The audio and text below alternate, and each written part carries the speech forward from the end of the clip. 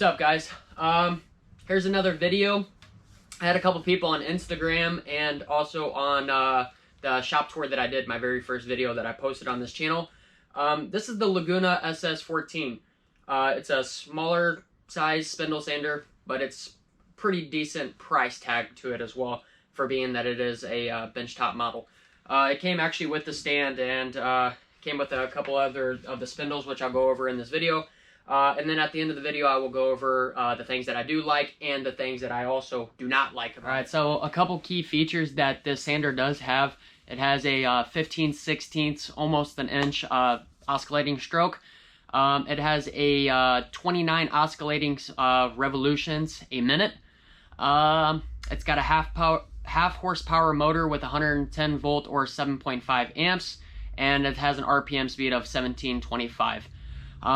It does actually come with the 5 spindles that are up on the side, which is pretty decent. I mean, I would never use the small one. I don't really do any kind of intricate work on this sander where I would need the small little 1/4 inch, but hey, it might come into handy one day. But it does come with what?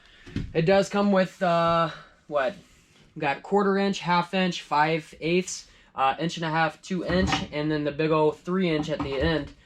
It's a pretty big old hefty size spindle. I just keep actually inside there all the time, pretty much is just the 2 inch. It's really the only one that I really do use, and then I've used the 1.5 inch a couple times as well.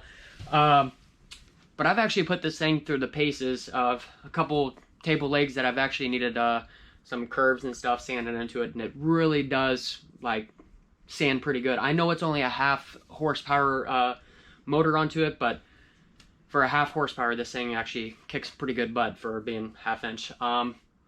I do like that it's pretty somewhat kind of lightweight, and it's not that big where, you know, a floor standing model would take up pretty good amount of square footage.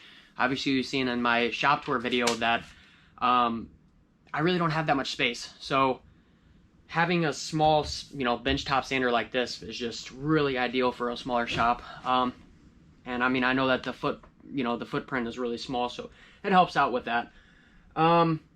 And also the tables do, you know, adjust and stuff, so that's kind of cool about it too, which I do, you know, use every once in a while too, but I usually just use it at 0 degrees or 90 degrees to the spindle.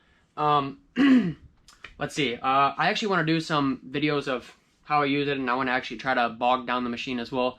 I've sanded on it pretty hard with maple, hard maple and soft maple, a lot of red oak, white oak, pretty much just the common woods that I usually use in my shop, and I really can't get it to bog down. Like I said, I keep going back to this. I know it's only a 1/2 horsepower motor, but man, as this thing is pretty solid. So let's do some videos of how it works, and that's really what we came for this video for, is just to see how it works. Like, we don't care about all the specs because you can look those up yourself, but I wanted to make the video a little cooler because I'm trying this YouTube thing. So stick around and let's bog this bad boy down. Alright, so what we're going to use is this piece of 5/4 hard maple.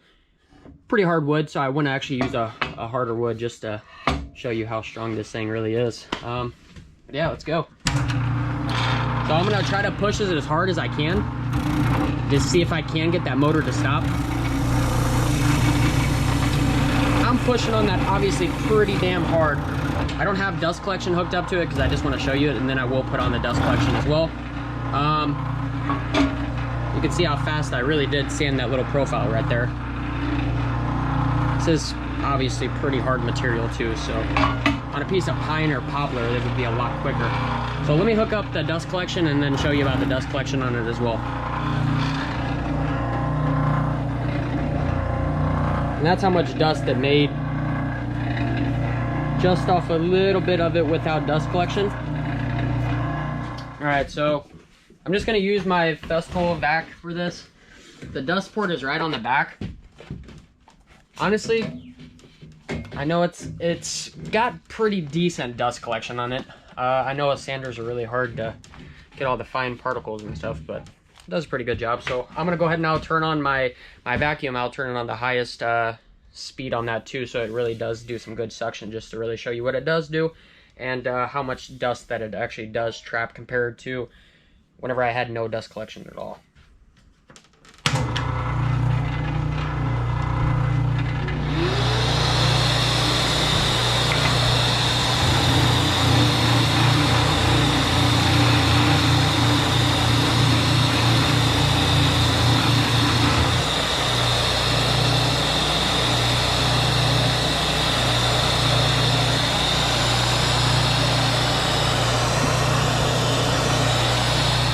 So I wanted to turn off the, I did want to turn off the vacuum so you could actually hear since I don't have a microphone on, but this is how much dust it actually put out even with the dust collection on. The dust collection works really good for catching stuff that actually goes into the air, but the stuff actually coming off the board and landing onto the table, not the best. I will say that, but what I usually do whenever I'm sanding something, I actually try to purposely push it down into that hole. If it does fall into that hole, as you can see, it really does trap a lot. Once it gets down underneath there, it will, about 90% of it, I would say, probably actually gets sucked up, but it doesn't really do the best job up top of catching it, but it does actually keep it from going into the air. So that's what I kind of think about that. Alright, so I wanted to kind of do a little walkthrough too of just the machine so you can actually see it, because there really is no videos on YouTube of this machine. As you can see, these are all your plates for the actual spindle itself. Here's the dust collection poured up in the back. As you can see. And mine came with the stand. I seen that online that some of them do and some of them don't, but I prefer just to get the stand. I mean, it was only a little extra just for it.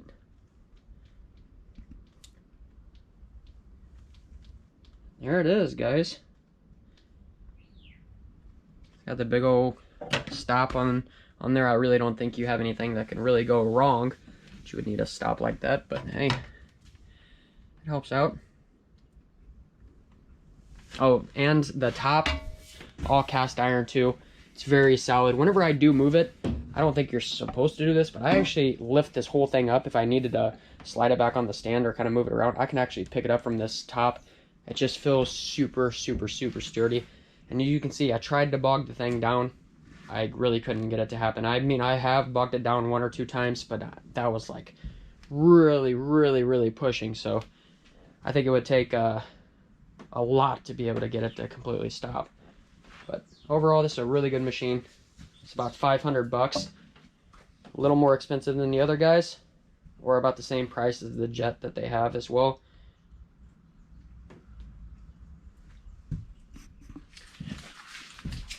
So there you are. I guess a decent video on how this thing looks and how it runs and all that good stuff besides being decent.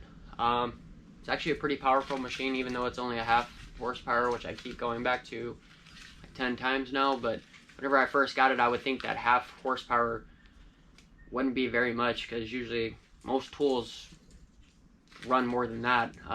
Like jointers and table saws and stuff like that are a little bit more powerful than that. So I was kind of worried about the power of it, but I have not had any issues really with it bogging down too much. So if you guys like what you've seen, like, comment, subscribe, do all that good stuff, and let me know in the comments if you actually do have one of these, and let me know what you think of it too. I'll catch you guys in the next one. Peace.